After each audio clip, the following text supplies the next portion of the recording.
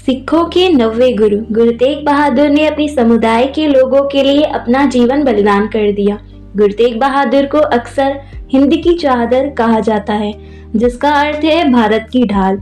उन्हें सबसे निस्वार्थ शहीद माना जाता है और उनकी शहादत को हर साल 24 नवंबर को गुरु तेग बहादुर शहीदी दिवस के रूप में मनाया जाता है। वर्ष 1675 में दिल्ली के चांदनी चौक पर मुगल बादशाह औरंगजेब द्वारा गुरु तेग बहादुर की हत्या की गई थी। कैलिफोर्निया विश्वविद्यालय के नोएल किंग के शब्दों में, गुरु तेग बहादुर की शहादत दुनिया में मानव अधिकारों के लिए पहली शहादत थी। औरंगजेब भारत को एक इस्लामिक राष्ट्र में परिवर्तित करना चाहता था, इसीलिए हिंदुओं को इस्लाम में परिवर्तित करने के लिए मजबूर किया करता था। पंडित कृपाराम के नेतृत्व में 500 कश्मीरी पंडितों का एक प्रतिनिधि मंडल आनंदपुर साहिब में गुरु तेग बहादुर से मदद लेने गया। औरंगजेब के अत्याचारों के बारे में जानने के बाद गुरु तेग बहादुर के पुत्र गोविंद राय ने कहा कि भारत के लोगों की समस्याओं को हल करने के लिए उनके पिता से ज्यादा सक्षम कोई नहीं।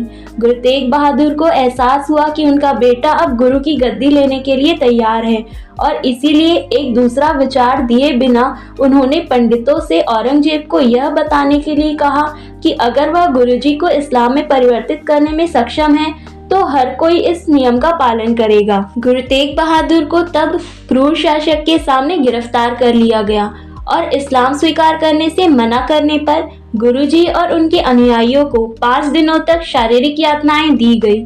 उसे प्रस्तुत करने के लिए गुरुजी के अनुयायियों को उनके सामने जिंदा जला दिया गया। अंत में गुरु तेग बहादुर ने मुगल बादशाह औरंगजेब की तमाम कोशिशों के बावजूद इस्लाम धर्म नहीं अपनाया और तमाम जुल्मों का पूरी दृढ़ता से सामना किया। गुरु तेग बहादुर के धैर्य और संयम से आग बबूला हुए औरंगजेब ने चांदनी चौक पर उनका शीश काटने का हुक्म जारी कर दिया।